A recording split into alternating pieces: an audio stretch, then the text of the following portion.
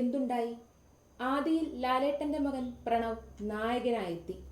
ഭാവാഭിനയം കൊണ്ടല്ലെങ്കിലും diving, ഓട്ടം, ചാട്ടം, stunt തുടങ്ങിയ രംഗങ്ങളിൽ പ്രദർശിപ്പിച്ച മെയ്വഴക്കം കൊണ്ട് മലയാളി പ്രേക്ഷകനെ ആകർഷിക്കാൻ പ്രണവിന് സാധിച്ചു.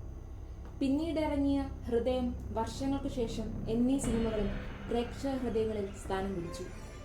ഹൊറർ ത്രില്ലർ ചിത്രങ്ങളിലൂടെ ശ്രദ്ധേയനായ രാഹുൽ സദാശിവൻ സംവിധാനം ചെയ്യുന്ന പുതിയ ചിത്രമാണ് ഡിയസ് ഇറേ.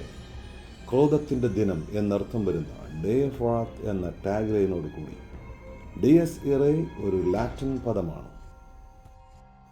റെഡ് ട്രെയിൻ, ഭൂതകാലം, ഭ്രമയുഗം എന്നീ വൈവിധ്യമാർന്ന ചിത്രങ്ങൾക്ക് ശേഷം മറ്റൊരു ഹൊറർ ചിത്രവുമായി അദ്ദേഹം എത്തുമ്പോൾ ആക്ഷൻ രംഗങ്ങൾക്ക് പേരുകേട്ട പ്രണവ് മോഹൻലാലാണ് നായകൻ.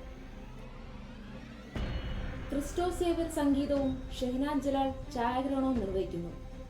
ജിബിൻ ഗോപിനാഥ്, ജയ കുറുപ്പ്, മനോഹരി ജോയ്, അരുൺ അജികുമാർ എന്നിവരും അഭിനയിക്കുന്നു. ഞെട്ടലോടെയാണ് പ്രണവിന്റെ ഭാവപ്പകർച്ചകൾ പ്രേക്ഷകർ കണ്ടത്.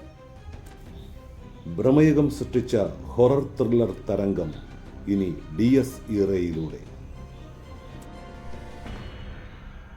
ആത്മാക്കളുടെ ദിനം എന്ന പേരിൽ പാശ്ചാത്യർ ആഘോഷിക്കുന്ന ഹാലോവിൻ ദിനമായ ഒക്ടോബർ 31-നാണ് ഡിയസ് ഇറേ റിലീസ് ചെയ്യുന്നത്.